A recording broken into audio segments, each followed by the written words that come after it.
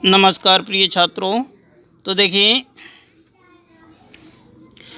व्याकरण एवं शब्द रचना के अंतर्गत आपकी संधियाँ हो गई, संस्कृत शब्दों में विभक्ति की पहचान हो गई, शब्दों में सूक्ष्म अंतर भी हो गया। अब आज लेकर के चलते हैं अनेकार्थी शब्द। क्या लेकर के चलते हैं? अनेकार्थी शब्द। तो मैं बताता हूँ अनेकार्थी शब्द क्या होते हैं। देखिए, सीधा सीधा संबंध ये है, जिन शब्दों के एक से अधिक अर्थ होते हैं वे अनेकार्थी शब्द होते हैं। ठीक है। तो अब देखिए, अंकुश, अंकुश में एक तो रोक होता है और अंकुश का एक अर्थ बंधन होता है। अंकुश का एक अर्थ हाथी पर नियंत्रण हेतु लोहे का हुक भी होता है। अब देखिए, अंग, अंग का मतलब एक अर्थ शरीर होता है, शरीर का कोई भाग भी होता है, पक्ष होता है और भाग होता है। अंबुज, अंबुज कमल, चंद्रमा और शंख, यानी शंख को भी अंबुज कहते हैं और चंद्रमा को भी अंबुज कहते हैं और कमल को भी अंबुज कहते हैं।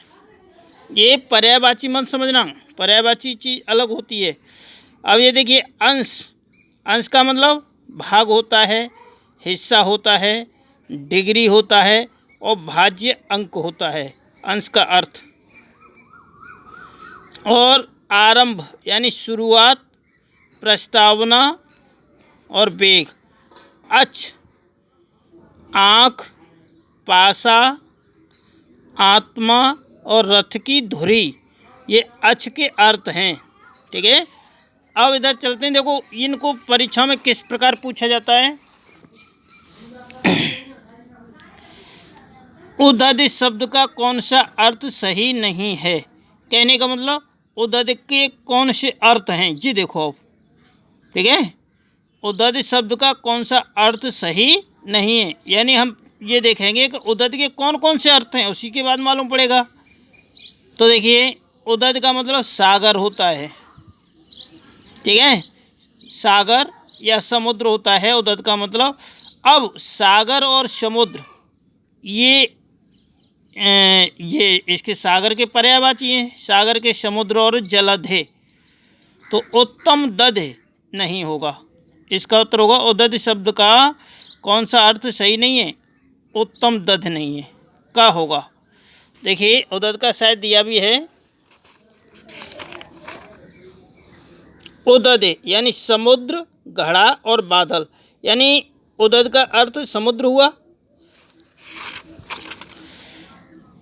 उद्धृत का अर्थ समुद्र हुआ और समुद्र के ये पर्यायवाची हैं। ठीक है, तो उद्धृत में सागर भी कह सकते हो, उद्धृत का अर्थ जलद भी हो सकता है, उद्धृत का अर्थ समुद्र भी हो सकता है, लेकिन ये उत्तम दध नहीं है। अब कर शब्द के सही अर्थों को चुनकर लिखिए। कर शब्द के सही अर्थों को चुनकर लिखिए। तो देखिए, कर, कर आपका देखता हूँ, कर,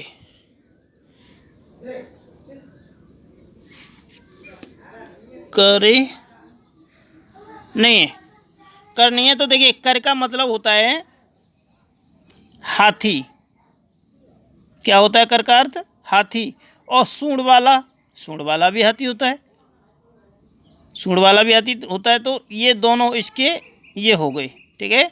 इसी प्रकार जलद शब्द का कौन सा अर्थ सही नहीं है, यानी जलद। अब देखिए, जलद, जलद, जलद यानी सागर को भी कहते हैं, समुद्र का पर्यायवाची है। और वारिध और उद्धृत ये सब क्या है? पर्यायवाची हैं सागर के। जलद, उद्धृत, वारिध। तो ये बादल, जलद का अर्थ क्या नहीं है? बादल नहीं है। इस प्रकार से आपके ये अनेकार्थी शब्द होते हैं। तो इनको समझें और अपनी फेयर कॉपी पर भी करें।